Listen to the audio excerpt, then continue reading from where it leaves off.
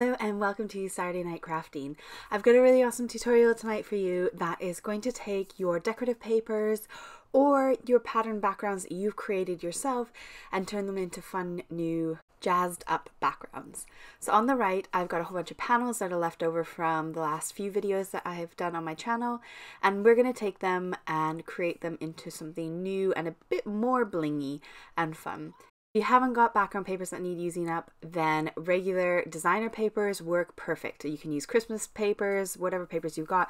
This Rainbow Twirl, I've gotten the Rainbow Twirl and Rainbow Twirl 2.0, and they are my ultimate favorite papers. They're stunning and you're going to see me use them a few times. I'm also going to use embossing powders. I'm using the Wow embossing powders. I've got the sort of basic set and I'm going to focus on silver and gold today because I feel like those are nice and easy to match. I'm also going to use some foil card behind my papers as sort of like a background layer. Getting started, I'm trimming them all down. I'm either trimming them down half a centimeter smaller, so I've got just a nice little border around my card base, or I'm trimming them 1.5 centimeters down so that they are then ready for the next sort of stepped up phase. I'll share that with you in a minute. So you can start by trimming down your papers to the right size to fit your card base. I gave myself a little border on each of those card fronts just so that I could then do my technique with it and have a nice border. Now there is no rhyme or reason to what I'm doing now. I am just slicing and dicing. You can do as many or as few cuts as you like. If you are using papers that don't really have a pattern to them, make sure you're paying attention to what you're doing, because I cut all these up and then went, oh dear, how did they line up again? So pay attention to what you're doing. Maybe put them to the side in the same pattern that you're cutting them in so you don't lose track of how those all fit together. We're basically creating a puzzle and then piecing it back together, and I'm going to give you two different ways of how you can do it, and then you can decide what you think looks nicer or prettier and maybe have a go yourself. So just get your paper trimmer out and chop it up. Just chop it however you like to chop it. I didn't want to do too many cuts because you'll see in the next step you then do have another process to do, and it can be quite time consuming if you have a lot of pieces. I'm getting out my embossing ink. This is a sticky ink that will hold on my embossing powder. Now when I started this, what I should have done was got my anti-static powder bag. You can use cornstarch or cornstarch or baby powder.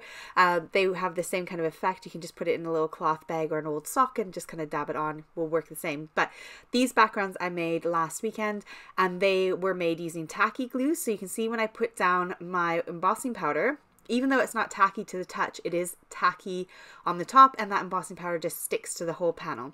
So what you want to do is make sure that if you are using some backgrounds that you've created, that they don't feel at all tacky. If they do, use your anti-static powder bag and sprinkle some of that on there, or dab some of that on, just so that it doesn't stick too much. But the handy dandy paintbrush always does an excellent job at removing any of the excess powder that I don't want there. Now what I'm doing is I am inking up only my inside edges. So it's really important to kind of keep your pieces all together as you're going, so you can see which bits are your inside edge and which bits are your outside edge. You could just do all the edges if you felt like it, but I really liked the effect of it just being the middle section. It kind of gives it this sort of cracked ice, like shattered sort of glass look to it. It looks really cool at the end, so bear with. Don't turn off the video too quick. It does look quite cool when we're all done. Now a top tip, again retrospectively, I should have taken a picture of my little pieces as I had cut them up first, so I knew exactly where they were going when I was putting them back together, because I did go ahead and add on my embossing powder to each piece before I heat set them. And another top tip would be to heat set them as you go, so embossing powder, then heat set, then embossing powder, heat set, so you can then put them back in the pile exactly where they came out of their little position for the front of your card. If you've not got a pattern to work with, that would really help out. And this way, when I was doing it this way, I also had to be really careful not to knock any of that embossing powder off that I had already stuck on. So I thought it'd be clever to do it one at a time, or sorry, all the pieces at the same time, and then heat set them all at the same time. But it's actually much easier if you do each piece as you go. So put the embossing powder on and heat set it at the same time. Now here's where I ended up with my hot mess. I was like, what in the heck? How does this work? How does this fit? And you can see my predicament here. I really struggled. So I turned off my camera, worked it all out off screen. Could have saved myself a lot more time if I had taken a photo of it first. Then I'm going ahead and putting down some sticky adhesive. You could use liquid glue if you want. I wanted to use tape runner because it was a bit faster and quicker to do. And I got out my stamp platform just because it's got two edges on it. So it's got the left edge, and you can't see it right now, but it's got the bottom edge as well. You'll see it in a second when I do another card. You'll actually see the whole screen. I'm really sorry that my footage is a bit off, but I'm just using the edges in my stamp platform to be able to line this up perfectly. And I cut that white square piece of card to be exactly the same size as my original panel, so I'm literally sticking it back together like a puzzle piece. And you get this gorgeous sort of cracked look through the middle with that embossing powder making those cracks really pop. And I accidentally did that edge. Whoops. I didn't want to do the outside edge, but I did that one by accident. Here's the one in black where I did 4 cuts. And when I pieced together the exact same as the first one off screen. Now, if you've got your pattern paper, this is much easier to work with. If you've got a nice gorgeous pattern, that's easy to follow. So I did the same thing. I just chopped it up and got all my pieces. And then for these ones, I've used gold embossing powder. Again, I went ahead and slotted them together, but it's so much easier when it's got this nice big bold pattern on it to know exactly where you're going. Now for this one, I used gold as my backing piece of cardstock. That way, if I want to add some foam to it and pop it up, you only see the gold underneath, not a bright white cardstock. So for this one, I am adding on my sticky individually because I'm going to also use the foam stickers and pop up some of those panels. Now you can see where I'm using my stamp platform and just using the edge of that. So if you have like a scoreboard, that would work, or just anything with 2 edges where you can kind of push your panel in the corner. It makes it so much easier for lining up those pieces to go on top. It's actually a trick I learned from Jennifer Maguire years ago, and I thought actually that's really clever to be able to slot things down and get them nice and even. So I'm adding some foam tape to some of these, and other ones I'm just lying flat down. I'm not trying to think too much about it, just kind of piecing the puzzle back together and lining it all up. And then when you see it from the side, you can see that those panels are popped up, but you can see the gold underneath rather than like a white piece of blank card. All my supplies for this tutorial will be in the description box below for you. So if you want to find any of these products, they should be down there in the description box. And if you enjoy my content tonight and you're enjoying these free tutorials, please do make sure that you like, share, and subscribe to my channel. I've been really feeling disheartened lately because every time I post a video, I lose more subscribers than I gain. And it's really baffling me because I'm getting a lot of likes and a lot of really nice comments, but for whatever reason, my subscriber count just keeps going down by probably a good 15 to 20 people before I even start getting subscribers again. So if you do enjoy it, please do consider subscribing to my channel, or just double check that you are still subscribed, because I don't know if YouTube is just knocking people off for the fun of it. I have no idea what's going on. Okay, we're moving on to version number 2 right now. Sorry for that little rant. We are now going to space these little cracks out. Now this can be a bit tricky. The more cuts you have, the more spacing out you got to do, the more wonky it can go. But it is really fun and satisfying. Now I'm using low tack tape from scrapbookdotcom. It's basically post-it note tape. So if you don't have any of that, you could use post-it notes and just take the sticky bit off of the post-it note and use it to kind of hold this in place. It doesn't wreck or adhere to your projects permanently at all. It comes off really, really nice and easy. I'll link this tape down below because it is amazing. So I've gone and spaced out each of those little tile pieces just a little bit away from each other, made sure I like how it all looked and that it kind of roughly gave me a rough rectangle again at the end. And then I flipped it over and I'm adding my adhesive onto the back of it. Because I'm working on top of foil card, I find that using a tape runner is much easier than liquid glue, because liquid glue can be slippy slidey and take longer to dry and also seep out the sides. And I'm matching my embossing powder to my background cardstock, or matching my background card to my embossing powder. So if I'm using silver, then I'm doing it on silver.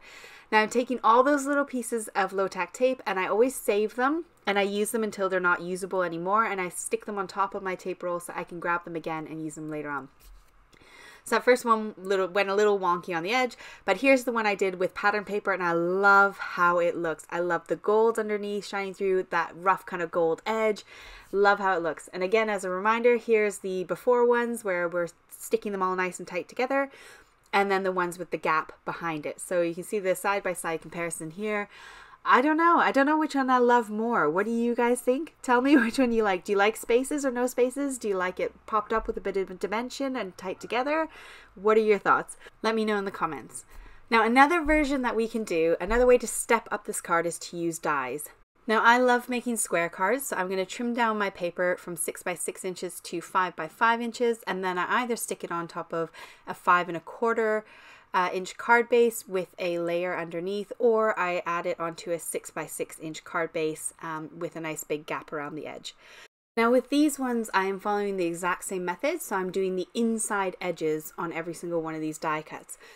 I found it easiest to pour my powder down onto my little scrap bit of paper and just sort of roll my cardstock around in it, tapping off the excess, and that gave me a really nice way of getting the ink around the edge of the card.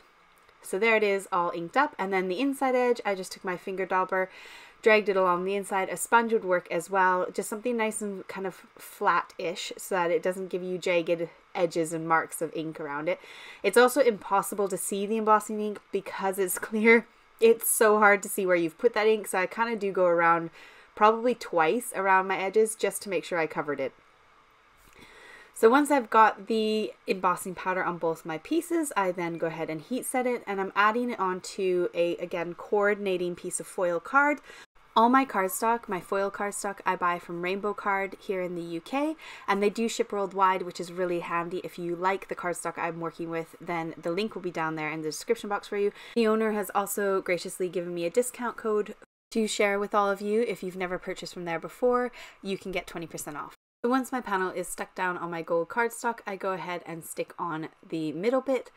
And it's up to you whether you want to put foam tape on or just glue it straight flat back down. Both look great. You'll see both. I've got an example of both of them for you today as well. I love either. It just looks so cool having sort of that break in the middle of your card background. Now let's say we want to get the same kind of effect as the second cards that we did in the beginning of the video.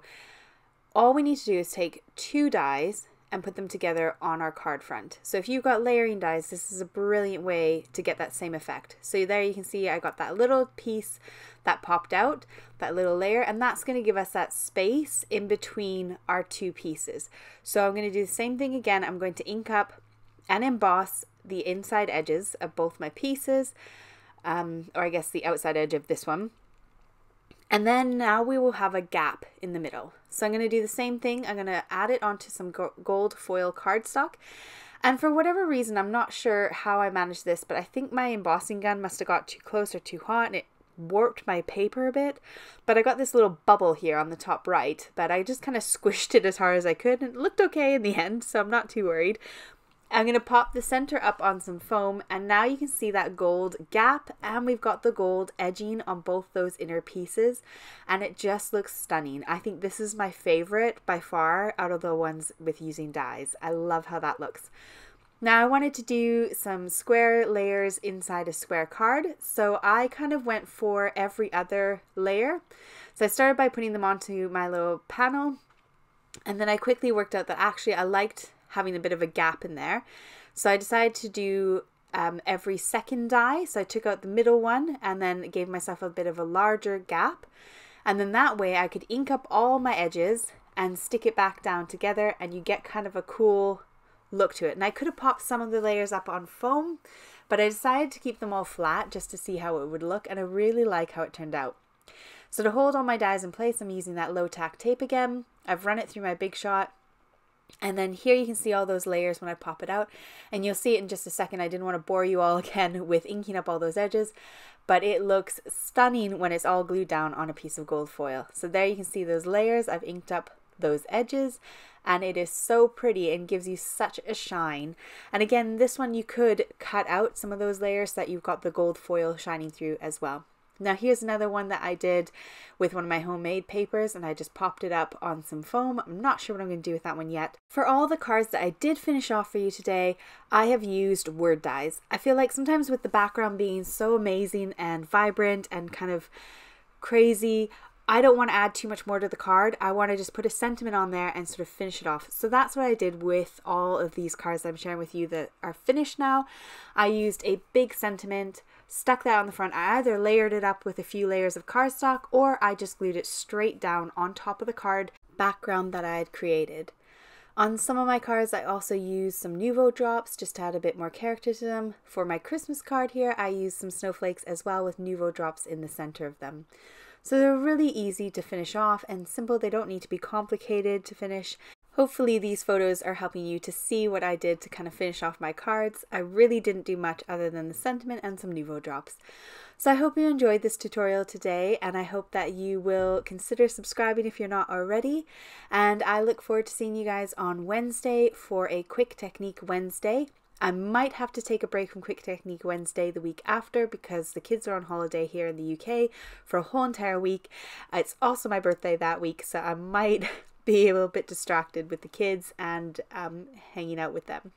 So take care, have a fabulous weekend, and I will see you on Wednesday. Bye!